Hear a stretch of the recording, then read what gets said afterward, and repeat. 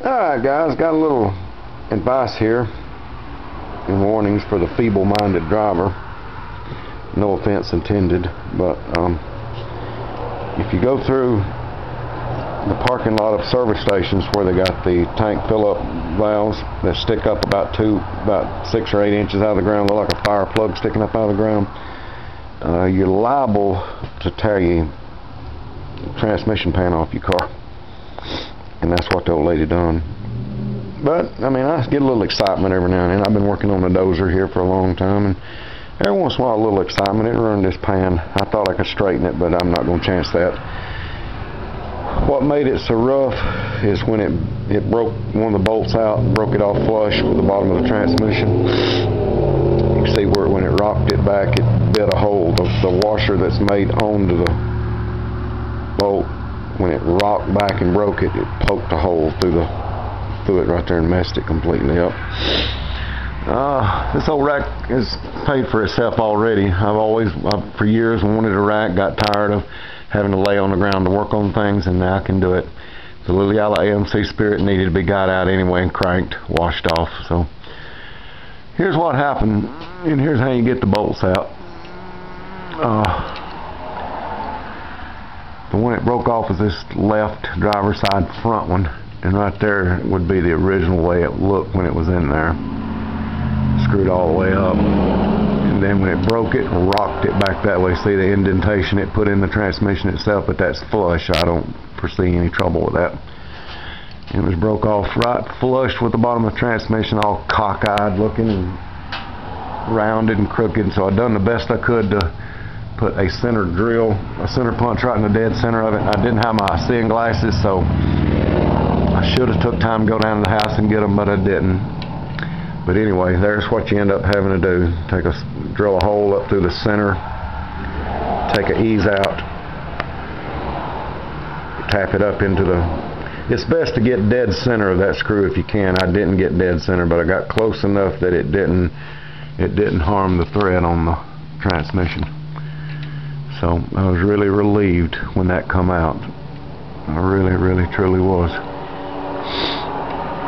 I tell you, like I said, it couldn't be helped. No, I'm not. Nobody did it on purpose. But I'll be doggone if it ain't one thing right after the other when it comes to something like this. But the good Lord give us the ability to fix it and cope with it and repair it.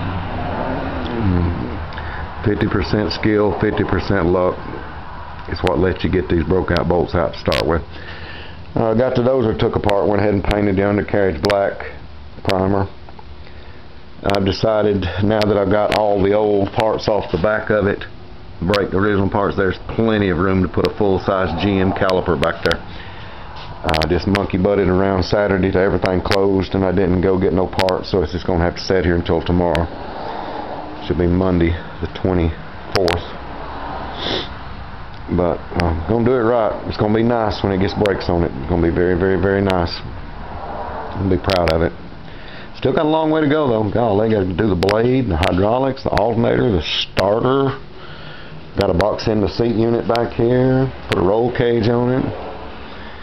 Over here to the right, I'm going to mount me a console to hold me a Mountain Dew, bag of chips, whatever, place for a big umbrella. Gonna get out in the hot sun, do some dozing. You can, without scorching, if you want. Alright guys, there you go. This is a Chevy Cobalt.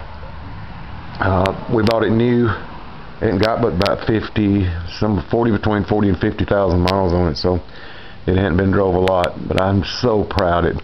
I'm still a little bit worried though, because I had her to drive it about 2 miles down the road to where my shop is here now, and it was just almost out of fluid. I hope the transmission is not damaged.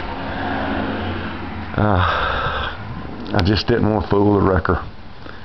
I may regret that, but we'll see. I bet it didn't have a cord in it when it got here. And she went all day long yesterday without telling me about it. I could have had from yesterday morning till now to start. It took me about an hour to get this screw out. Drilling it, tapping it, and all.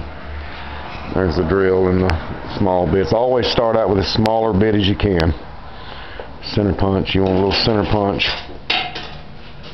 the proper way. I don't know what I've done with my center punch now, but here we go. Here's the center punch I used. Took the grinder over there, the bench grinder, sharpened it real pretty and sharp. If I'd had my seeing glasses on, I could have done a better job and got a little bit more centered up. I'm nowhere near centered up, but it didn't get out of whack and touch the threads on the transmission itself. So long as you don't do that, it don't bind it up and make it harder to get out.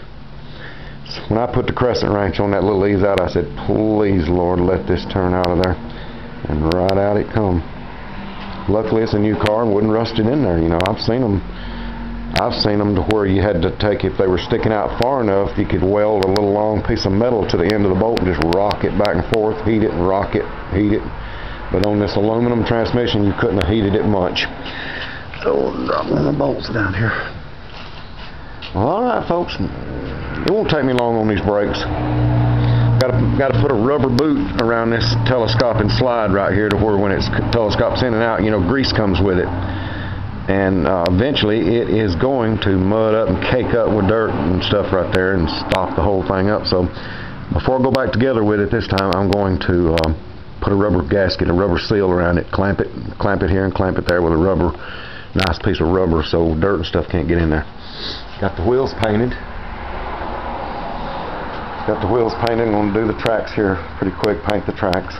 Man, I'm telling you, you better be glad you ain't got to pick them tracks up and carry them nowhere. I'm telling you, you just can't believe how heavy them tracks are. I mean, they're heavy, man. They'd have to weigh 200 pounds or more. Just them wheels would have to weigh 50 pounds a piece. All right, I got my ride coming here to take me to town. Y'all be good. We'll talk at you later. Bye-bye.